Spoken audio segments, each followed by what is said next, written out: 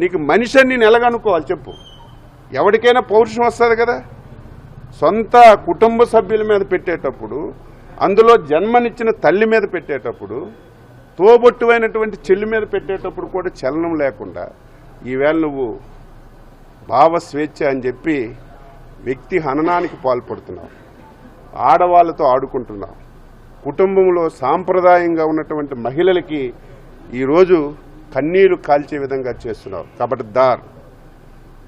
5 మాసాలు ఒక ఎత్తు, అలాగని చెప్పి కక్ష సాధింపు కాదు, అలాగని చెప్పి ఒక వైసీపీ కాదు, ఎన్డీఏ పార్టీలోనైనా సరే, తెలుగుదేశంలో, జనసేనలో, బీజేపీ వాళ్ళైనా సరే, వైసీపీ వాళ్ళైనా సరే, ఎవరైనా సరే మహిళల మీద అసభ్యకరమైనటువంటి పోస్టులు పెట్టి, ఎవరైతే గృహిణులుగా ఉన్నవాళ్ళు, రాజకీయ నాయకులు, కుటుంబ సభ్యుల్లో ఉన్నటువంటి ఆడవాళ్ళకి ఎవడైనా పోస్టులు పెడితే అది మీకు చివరి రోజు అవుతుంది. ఎట్టి పరిస్థితుల్లో సీరియస్గా యాక్షన్ తీసుకుంటాం. మీరు ఏదో అనుకుంటున్నారు, చంద్రబాబు నాయుడు గారు కక్ష సాధింపు చర్యలు చేయరు, చంద్రబాబు నాయుడు గారు సౌమ్యులు, ఆయన ఎప్పుడు డెవలప్మెంట్ అంటారు అని మీరు విర్రవీగిపోయి దొంగే దొంగ అన్నట్టుగా మీరు మొత్తం వ్యవహారం అంతా చేసి మా మీద పెడుతున్నారు. నేను ఈరోజు రాష్ట్ర ప్రభుత్వం తరపున ముఖ్యంగా ప్రతి ఒక్కరికి హెచ్చరిక చేస్తున్నాను. ఈ రోజు నుంచి ఎవరైనా సరే, ఎక్కడైనా సరే మహిళల మీద వ్యక్తి హననానికి మీరు పాల్పడితే మీకు సీరియస్గా యాక్షన్ ఉంటుందని చెప్పి తెలియజేస్తున్నారు. ఎవరన్నారు? ఎంత హ్యాపీగా ఉన్నాం. ఇందులో ఏముంది? అందరం కలిసి మాట్లాడుకుంటున్నాం, చర్చించుకుంటున్నాం, లోపాలుంటే సరిచేసుకుంటున్నాం. అంటే ఎంత దారుణం. నిన్న ఒకడు వచ్చాడు, 2027లో ఎలక్షన్లు వెళ్ళిపోస్తే గవర్నమెంట్లోకి వెళ్ళిపోచ్చాడు. నిన్న ముఖ్యమంత్రి వస్తున్నాడు, ఖబర్దార్ అధికారులారని. ఎవరికి జడిపిస్తావు? నీలాగా మేము కక్ష సాధింపుల చర్యలు చేయలేదు, విషయం లేకుండా కేసులు పెట్టలేదు, అన్యాయంగా అరెస్ట్ చేయలేదు. తప్పు చేసినోడి మీద యాక్షన్ తీసుకుంటున్నాం. ఎవడైతే ఇబ్బందులకు గురి చేస్తున్నాడో వాళ్ళ మీద యాక్షన్ తీసుకుంటున్నాం.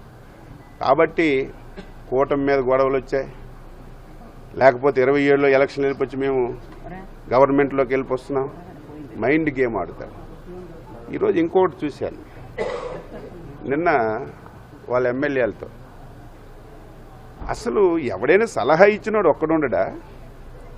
కనీస పరిజ్ఞానం నీకు లేదా? రేపటి నుంచి అసెంబ్లీ సమావేశాలు ప్రారంభం అవుతున్నాయి.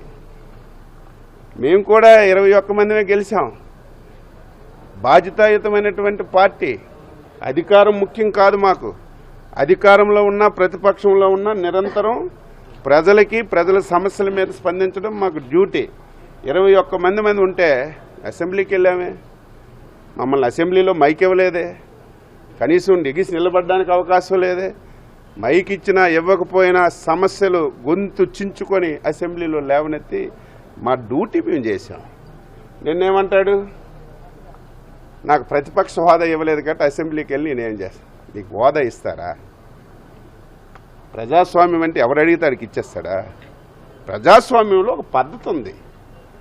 ప్రతిపక్ష హోదా రావాలంటే ఎంతమంది శాసనసభ్యులు ఉన్న సభలో ఎంతమంది గెలిస్తేనే ప్రతిపక్ష హోదా వస్తుంది.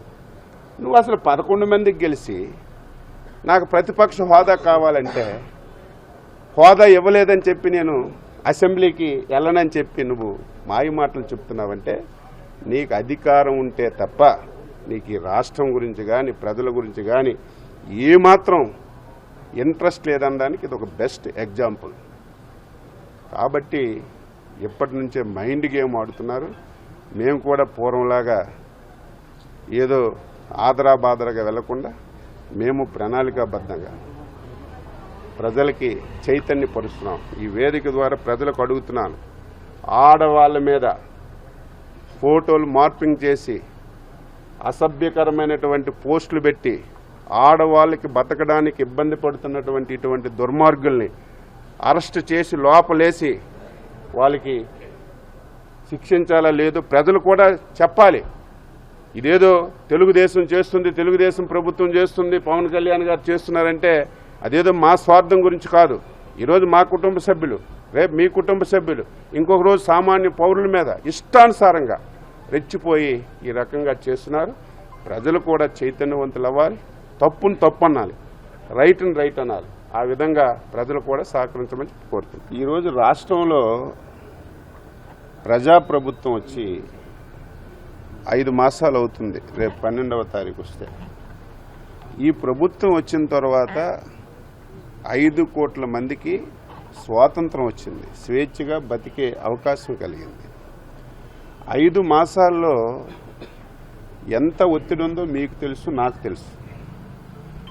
ఎందుకు ఆ ఒత్తిడి అంటే ప్రభుత్వాలు మారుతుంటాయి, ముఖ్యమంత్రులు వస్తుంటారు. కానీ లాస్ట్ 5 ఇయర్స్ ఎవ్వరిని వదలలేదు. కేసులు పెట్టి జైల్లో పెట్టారు. దానికి లొంగకపోతే ఆస్తులుంటే ఆస్తులు తగలబెట్టారు. దానికి లొంగకపోతే ఏవైతే కాంట్రాక్ట్ పనులు చేశారో వాళ్ళకి బిల్లులు ఇవ్వకుండా వాళ్ళకి ఇబ్బంది పెట్టారు. పైచాచిక ఆనందం పొందాడు 5 ఇయర్స్. ఎప్పుడైతే ప్రభుత్వం మారిందో, ప్రభుత్వం మారిన తర్వాత కూడా అదే ఎక్స్పెక్టేషన్స్ ఉంటాయి. సహజం, అందరం మనుషులం. రాజకీయ పార్టీ నాయకుల మీద ఉంటాయి, ఎమ్మెల్యేల మీద ఉంటాయి, అందరి మీద ఉంటాయి. కానీ మా నాయకుడు ఎప్పుడు కూడా కక్ష సాధింపు అనేది ఎప్పుడు ఆయన ఒప్పుకోడు.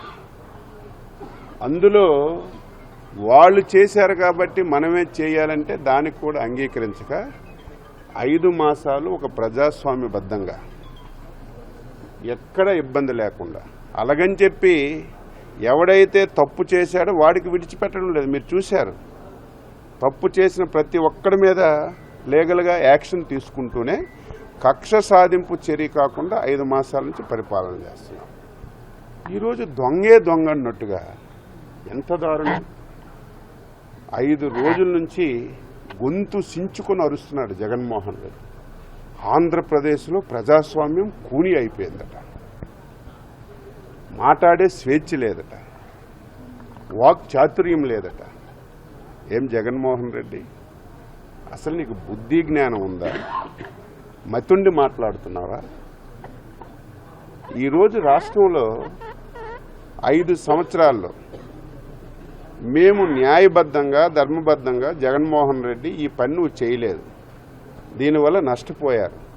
లేకపోతే నువ్వు వచ్చినప్పుడు 10 చెట్లు కొట్టేశారు, దీనివల్ల పర్యావరణానికి హాని కలిగింది. నువ్వు ఎక్కడో పైన హెలికాప్టర్లో వెళ్తుంటే రోడ్డును బ్లాక్ చేస్తున్నావు అని ముఖ్యమంత్రికి గ్రౌండ్లో జరిగిన విషయాలు తెలియచేయాలని చెప్పి మేము సోషల్ మీడియాలో పెడితే ఎవరిని వదిలేవా? అందరిని అరెస్ట్ చేశావు కదా. 80 సంవత్సరాల ముసలమ్మ మీద పెట్టావు. ఒక ఆయనకైతే విశాఖపట్నంలో సోషల్ మీడియాలో పెట్టాడని చెప్పి గుంటూరు, నెల్లూరు వరకు తీసుకెళ్లి చనిపోయాడు. అందరి మీద కేసులు పెట్టావు. మేము ఎప్పుడు కూడా కేసులు పెట్టలేదే.